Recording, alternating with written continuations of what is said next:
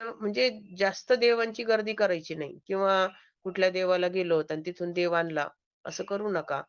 ज्यादा देवांची गर्दी केली, की आपल्यावर टेन्शनचं ओझं चालू होतं पहा. टेन्शनचं म्हणजे तुमच्या घरामध्ये तुम्हाला कायमस्वरूपी काही करताना असं जबरदस्त डोक्यावर खूप ओझं आहे, अशी त्याची जाणीव होत असते.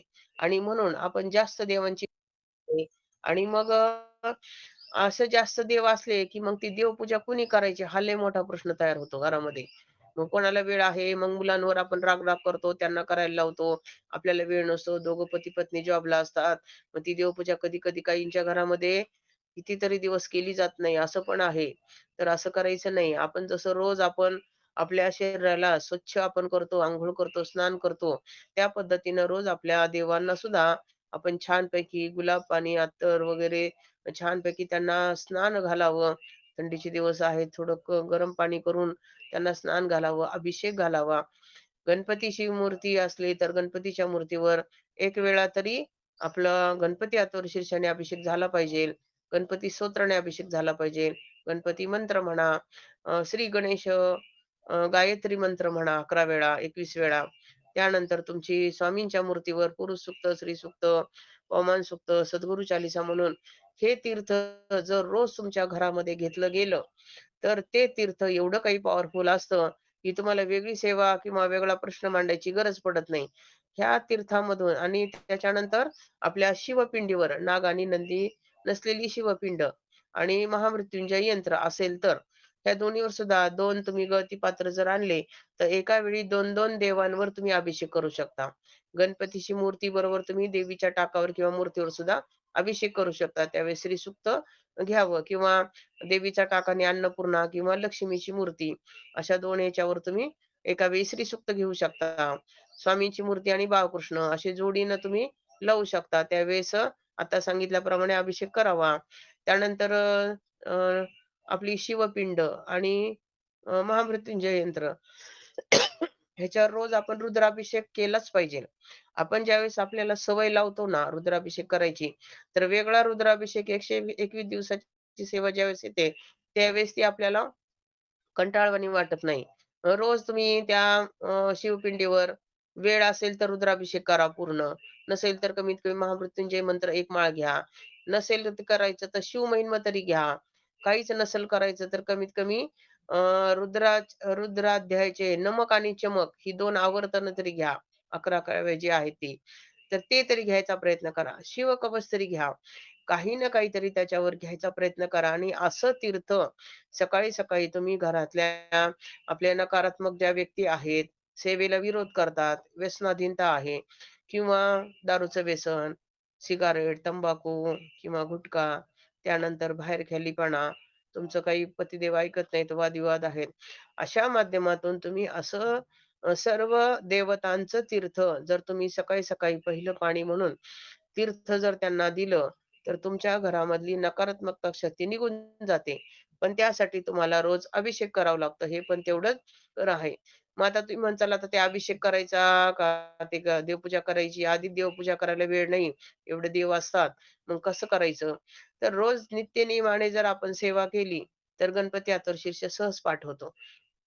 देवपूजा करताना आपण देव काढत असताना अ, पहिल्यांदा आपण इकडे धूप-दीप लावून घेऊन आपण जर गणपतीच्या मूर्तीवर डायरेक्ट अभिषेक सुरू केला, तोंडपाठ जर असेल, तर तुम्हाला काहीच वेळ लागत नाही. गणपती अथर्वशीर्ष मला तर वाटतं जवळ सगळ्यांचं पाठ होत आलं असेल. कारण की आपण पारणाच्या निमित्ताने, ह्याच्या निमित्ताने आपण रोज ते म्हणतच असतो आणि म्हणून सांगायचा उद्देश असा, की आपण देव काढूपर्यंत आपलं गणपती अथर्वशीर्ष होऊन जातं. त्यासाठी वेगळा वेळ काढायची गरज आहे का? म्हणजे तुमचं पाठ असेल तर. सहज होऊन जातं. त्यानंतर आपण धूप-दीप लावून आपण शंख आणि घंटाची अगोदर पूजा करावी. पूजा केल्यानंतर मग बाकीच्या देवतांची फोटो वगैरे असतील, स्वामींचा फोटो, देवीचा फोटो, आपले कुलदेवी, कुलदेवतांचे. खूप भरमसाठ तीर्थक्षेत्रावरचे फोटो आणून त्या देवघरात मांडू नका. आपल्याला कोणते फोटो मांडायचे? इष्टदेवता म्हणून स्वामी समर्थ महाराज आणि कुलदेवी, कुलदेवता म्हणून तुमची जी कुलदेवी असेल, तुळजाभवानी असेल, महालक्ष्मी असेल, माहूरची असेल, त्या एकाच देवीचा फोटो मांडायचा आणि कुलदेवता म्हणून आपले खंडेराय किंवा तुमचे कोणते देव असतील, तर त्या खंडोबाचा फोटो मांडावा. फोटो नसेल तर तुम्ही टाक मांडा. टाक नसेल तर मूर्ती मांडा. या तिन्हीपैकी 2 कोणत्याही चालतात. फोटो मूर्ती चालते किंवा टाक मूर्ती चालते असं काही पण. पण 2च. पण एकाच देवाच्या 2-2 मूर्त्या, 2-2 फोटो चालत नाहीत. हे पण तेवढंच महत्वाचं आहे. मग आता तुमचं देव काढेपर्यंत गणपतीचा अभिषेक होतो तोपर्यंत तुम्ही देवघर स्वच्छ करून घेता. कुटांना स्थानापन्न करता. गणपतीला पण व्यवस्थित त्यांना वस्त्र वगैरे घालावेत. पहा आपल्याला कसे छान-छान कपडे लागतात. नवीन-नवीन अगदी कुठं बाहेर कुठल्या कार्यक्रमाला चाललोय तर आपण भारी-भारी साड्या वगैरे घालून जातो. आपण भारी-भारी ड्रेस कधी स्वामींना, देवांना कधी आणतो का? आणत असाल तर उत्तम आहे आणि नसेल आणत तर पहा तुम्ही मूर्त्या अशा अ, विना वस्त्राच्या जर देवघरात दिसल्या तर कसं वाटतं पाहायला विचार करा बरं तुम्ही. तर म्हणून आपण त्या देवतांना बाजारात मिळतात पहा छोटे-छोटे वस्त्र किंवा अगदी आपण छोट्या बाळाला कशी खुंचीसारखे करतो, फक्त चेहरा आपला उघडा राहतो आणि तशा जरी तुम्ही पूर्ण अंगभर कपडे असं म्हणून देवांना सुद्धा आपण ते वस्त्र घालावेत. वस्त्र का घालावेत? तर आपल्याला सुद्धा त्या देवताच त्यांनीच दिलंय, तेच त्यांना अर्पण करायचंय. आणि म्हणून मग त्यांना छान नटवावं, वस्त्र घालावेत, गळ्यात सुंदर छान-छान माळा असतात, छोट्या-छोट्या मण्यांच्या वगैरे, तर त्या गळ्यात माळा घालाव्यात. छान स्वामींच्या डोक्यावर सुद्धा टोप वगैरे घालावा. बाळकृष्णाला पण मोराचा टोप घालावा. अशी सुंदर पूजा झाल्यानंतर किती छान वाटतं प्रसन्न आणि फुलं असतील तर फुलांनी छानपैकी सजवावं. अशा पद्धतीने जर देवपूजा केली तर ती खूप फलदायी वाटते आणि आपल्याला तिथे बाकीच्या सेवा करायला प्रसन्न वाटतं. मग तुम्हाला कसा काय आळस येईल सांगा बरं? इतक्या सुंदर देवता तुम्ही ते पूजा केलेली असते. त्यांना छान सजवलेलं असतं. फुलांची आरास केलेली असते आणि मग आता गणपतीचा अभिषेक झाला की लगेच तुम्ही स्वामींची मूर्ती आणि बाळकृष्णाला मांडून द्यायचं 2 गवती असतील तर.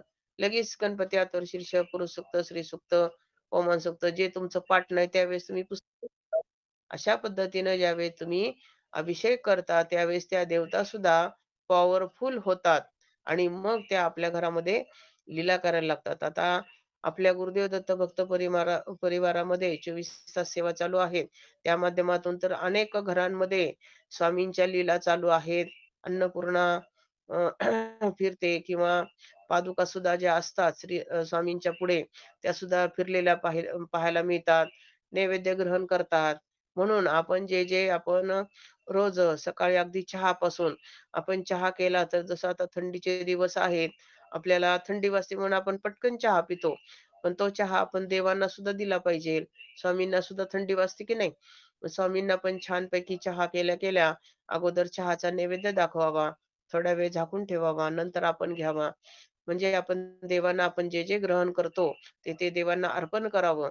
त्यांनीच दिलंय आणि त्यांनी दिलेलं तेच आपण त्यांना देतोय. हे पण लक्षात ठेवा. त्यानंतर आपण नाश्ता करतो. नाश्ता पण केल्या-केल्या अगोदर स्वामींना प्लेट ठेवावी.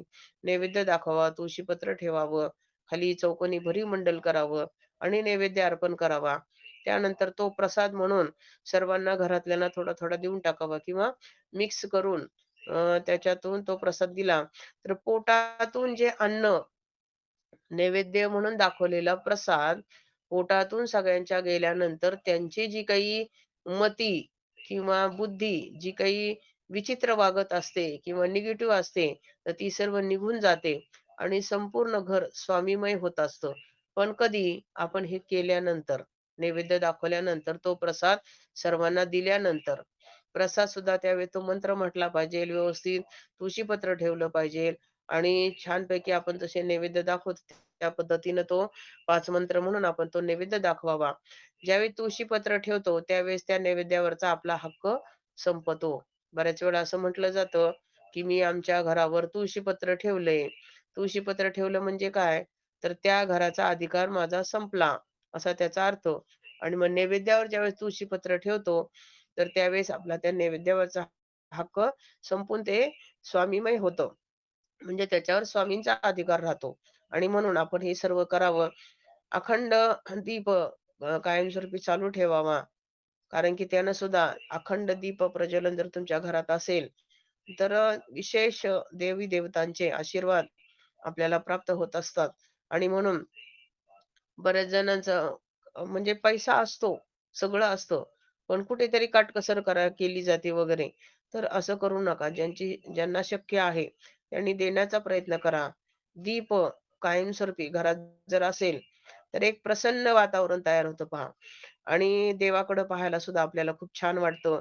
पूजा करायला, मंत्रस्तोत्र म्हणताना जो काही तुम्हाला आळस येतो किंवा काही त्रास होतो, तर हा त्रास निघून जातो. जर होत असेल, तर आपण नवनाथ मंत्र दिवसभर चालू असतात जप, त्याच्यात सहभाग नोंदवावा. मोठ्याने आपण जप घेण्याचा प्रयत्न करावा. त्यानंतर आपल्या जे काही सेवा सांगितल्या जातात अमावास्येच्या संरक्षण सेवा, त्या सुद्धा आपण करायचा प्रयत्न करावा. तर अशा पद्धतीनं सर्व सेवा आपण मनोभावे कराव्यात. त्यानंतर आपल्या गुरुदेव दत्त भक्त परिवाराच्या वतीने जे काही भैरवचंडी कार्यक्रम आहेत. आज पहा 8 वाजून 11 मिनिटांनी आपल्या चाकण येथे वाघजाई नगर येथे भैरवचंडी सुरू झाली असेल. त्यानंतर 11 जानेवारीला रविवारी नागपूर येथे भैरवचंडी आहे. तिथे सुद्धा बऱ्याच